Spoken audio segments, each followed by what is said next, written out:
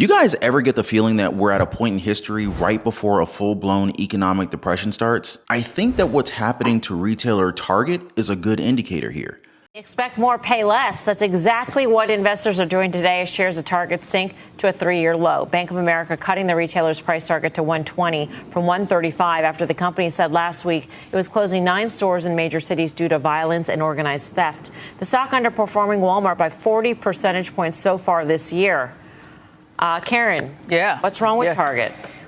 Well, a lot, apparently. But I think, we've seen that. We talk a lot about the consumer being somewhat stretched. And when they do spend, as we see at Walmart and at Costco, something like that, it's on, groceries and it's on gasoline. And what Target really does is they have a much better margin in things like home goods, apparel, things like that. So that mix has really been not good. Then we talked about the shrinkage issue. This closing the 9 stores, it's sad for a lot of reasons, not just to Target, to those communities. It's really sad. I don't think that will really make a difference to Target, but I think they're just kind of at the wrong space. They haven't gotten their mojo back. The multiple reflects that. So I'm long Target, which has been the wrong thing. I am long Walmart, which has worked, but I also have this Target Walmart trade, which just continues to get wider. I think it's too wide. When places like Target start seeing these problems, you just know America is headed for trouble. I always thought about what it would have been like for people during the Depression. So a friend of mine told me about his grandfather. He was born in 1911, kind of like the handgun. So he was 18 years old when the market crashed. He grew up with a fairly wealthy dad who owned a medium-sized construction company. But things changed very fast because he lost the payroll in a bank failure and the business was done for. They had to move from New York to Baltimore where they gradually built a brand new business. Fast forward to now, I'm hearing all sorts of people about having to move from place to place because they lost their job, moving back in with folks, or just plain out being unable to afford rent. So Deutsche Bank says that the U.S. is headed for a policy-led recession. It's the unavoidable boom-bust cycle. In April of last year, just a month after Russia invaded the Ukraine, Deutsche Bank made headlines by basically being the first major investment bank to predict a U.S. recession. And then, less than a month later, they doubled down on their prediction, saying that we are in for a major recession by the end of 2023 or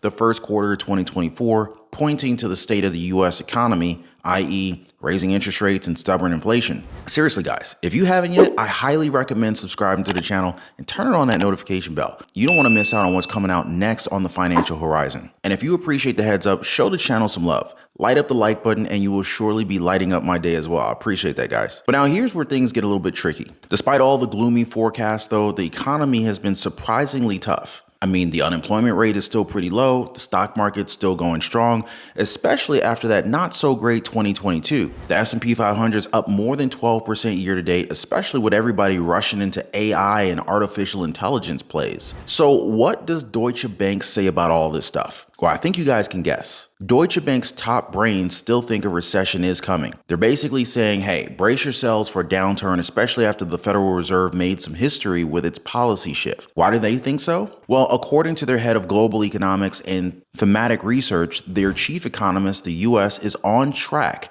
for its first genuine policy-led boom-bust cycle in 4 decades, thanks to a big increase in the money supply in 2020-2021, which unleashed high inflation and led to an aggressive policy response. The next step? Well, it's the U.S. recession that's so proudly talked about early last year. There's talk of animal spirits ruling the market, and this is a term that dates all the way back to the 1930s. It's all about how people, including investors and consumers, often act more on emotion than reason, especially in the short term. Bad economic news can spook them real quick. And guess what? Experts are now predicting that if we see another financial disaster, it's like pouring cold water on lending and squashing those animal spirits of investors who've been all hyped up by AI lately. They're also saying that the Fed might have to crank up interest rates not once, not twice, but maybe even 3 or 4 more times to tackle the sticky core inflation. Core inflation doesn't count the crazy price swings in food and energy though.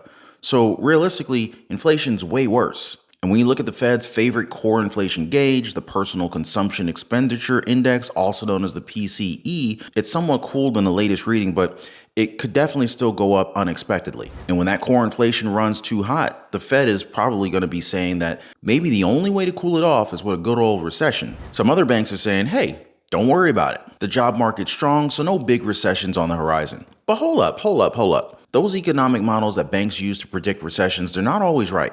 In fact, they often miss the mark or, at best, call for mild downturns. So if we do hit a rough patch, don't expect these models to sound the alarm in advance. Some people argue that we should set the system up to let the free market discover and set the interest rates without interference. Credit should be extended based on what makes economic sense, i.e., what can provide the best return to the lender, not what a central planner thinks. I think overall, this just speaks to the growing problem of America with credit. I mean, both American households and the government have reached record amounts of debt. When people and families rack up big debts, especially using credit cards and personal loans, I think it's like they're stretching their wallets to the limit. They end up shelling out a big chunk of their money just to pay off those debts, which leave them less cash to spend on stuff that they want and need. And when people aren't spending as much, businesses feel it too. And they might have to cut back on making stuff and possibly even lay off workers. And so that's the recipe for an economic slump. Having a ton of debt can also make people super vulnerable when tough times hit, like during a recession or if they lose their jobs. People with a mountain of debt are more likely to feel the financial squeeze, if you know what I mean. They might even start missing payments, especially on things like mortgages, car payments, which can lead to a bunch of things getting taken away. And the housing market taking a nosedive, kind of like what happened during the Great Recession of 2008. And if that wasn't enough, guys, going overboard with credit can create something called a credit bubble. It's basically when everybody's borrowing and lending like there's no tomorrow because they're super optimistic about the future. But sooner or later, the bubble can pop when folks just can't keep up with their financial promises. And so that's when a lot of people start defaulting on their loans, and all of a sudden, it's way harder to borrow money. These credit hiccups can send shockwaves through the whole economy and might even push it into a full-blown recession. So when the government piles up a massive amount of debt, it's kind of like racking up debt on a super country-sized credit card bill. The problem is Americans have to pay interest on that debt, and it's a big chunk of our national budget. So we basically end up with way less money to spend on important stuff like schools, healthcare, and fixing roads, not to mention Social Security. It's kind of like when you're trying to save up for something fun, but most of your paycheck goes toward paying off credit cards. Then there's the competition for cash as the government and regular folks are all trying to borrow money at the same time from the same pot. So when there's too much government borrowing, it just drives up interest rates for everyone else. And that means it gets more expensive for businesses to try to expand or even for people to try to buy things like houses. Overall, there's just uncertainty and a lot less wiggle room for people. Imagine you're saving up for something big, right? But you're not sure if you're going to have enough. That uncertainty is probably going to make you a little bit cautious, right? Well, it's the same thing for the economy. When there's a ton of government debt, it can make investors and regular folks nervous. They might start saving more and spending less, which will definitely slow the economy down. Plus, if there's a sudden need for extra cash, like during a crisis, the government could struggle to find it because most of their money's tied up in debt payments. Our savings could be locked away when we really need it. I think this is a good lesson on the boom-bust cycle in our economy. Basically, this just means that we have alternating periods of economic growth and decline during a business cycle, usually seen in our GDP. Now, there's 4 phases. The boom, which we're all familiar with. During a boom, credit's cheap and easy to get, making it easy for businesses to expand. Expansion results in job creation. High rates of employment make it easier for consumers to borrow money and to purchase homes, vehicles, and all sorts of other big-ticket consumer goods like appliances, furniture, building materials for home renovations, maybe even taking very expensive luxury vacations. That all leads to the next phase, which is the peak. Eventually, the economy will reach a saturation point. Prices peak and economic indicators are at their highest,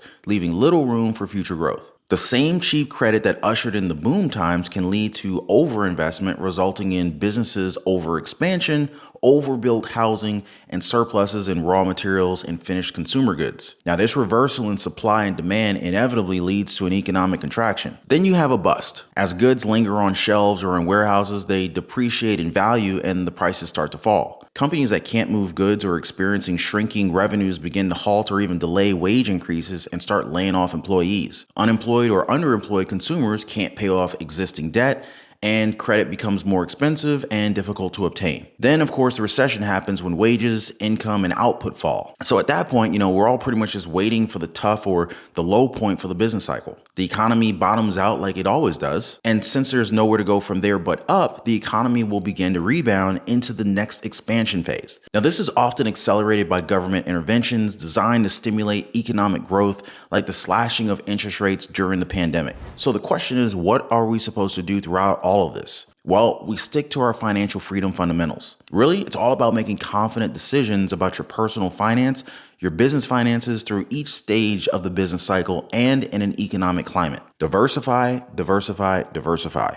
And when it comes to your investments, you got to take a lot of things into consideration, including what's going on between markets, between asset classes and investment types, and whether these holdings are actively or passively managed. It's also a good idea to keep building those savings. Now, while we don't always know when a recession will actually happen, we do know that eventually one will, since they are a natural part of the business cycle. So it just makes good financial sense to prepare for it in advance. Well in advance. That includes beefing up emergency savings during boom periods and continuing to make long-term investments in your future, like regular retirement plan contributions, investments in an IRA, brokerage account, yada, yada, yada. And since we already talked about debt earlier, it's a very good idea to manage that debt. Even a tiny bump in your interest rate can mess with your budget. It does this by jacking up the minimum payments that you got to make on stuff like credit cards, which makes it harder to chip away at that actual debt and the amount of money that you owe. So when things get a little bit rocky in the economy, you want to be prepared. One smart move to avoid getting caught off guard is to keep an eye on your credit card debt. Try not to let it get out of hand, and if you can swing it, aim to pay off the whole balance every single month. That way, you won't be too worried when interest rates start hiking up again, and your budget won't throw you any kind of curveballs. So what about you guys? Any tips for our financial freedom fam in this economy? Let me know what you guys think in the comment section down below, and I'll see you guys on the next one. Take care and be safe.